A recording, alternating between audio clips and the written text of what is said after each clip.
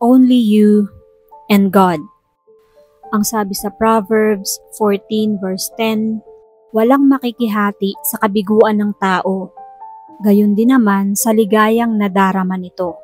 Wala daw maaaring makabatid sa hapdi ng puso at sa pait ng ating mga nararamdaman tulad ng wala ring maaaring makihati sa ating kaligayahan.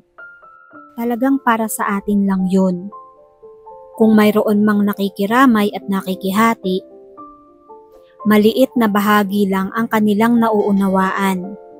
That is why never tell people pag sila ay may sakit o namatayan o nalulungkot na I know how you feel. Alam ko ang nararamdaman mo. Because you don't.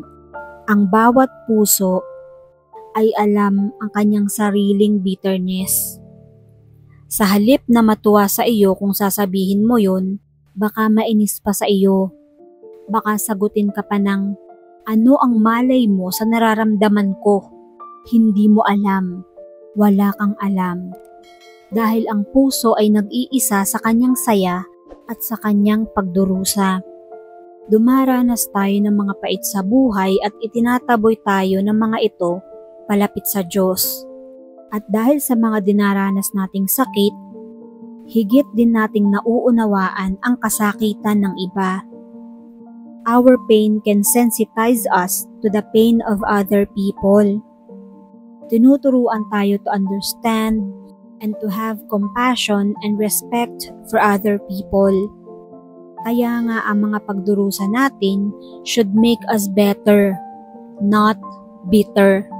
For example, may dalawang taong pareho silang namatayan ng mga ama. Pero magkaiba ang sakit. Hindi natin alam kung paano mag-grieve yung isang tao at hindi rin natin alam kung paano mag-grieve yung kabila. Hindi porke pareho silang nawalan ay pareho yung sakit na nararamdaman nila. Because no one will understand a person's pain.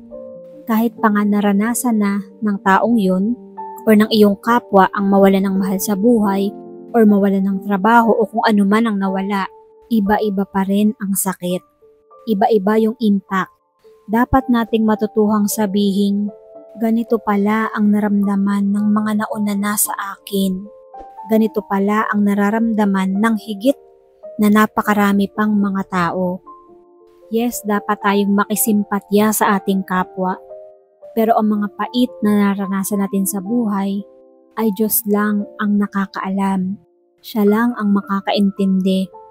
It's only between you and God. Kaya dapat nag-iingat din tayo sa ating mga sinasabi.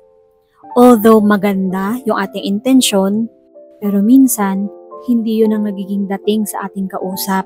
Pwede naman tayong dumamay sa ating kapwa without us saying anything. Minsan yung ating presence ay sapat na. Wala na tayong kailangang sabihin. God bless us all.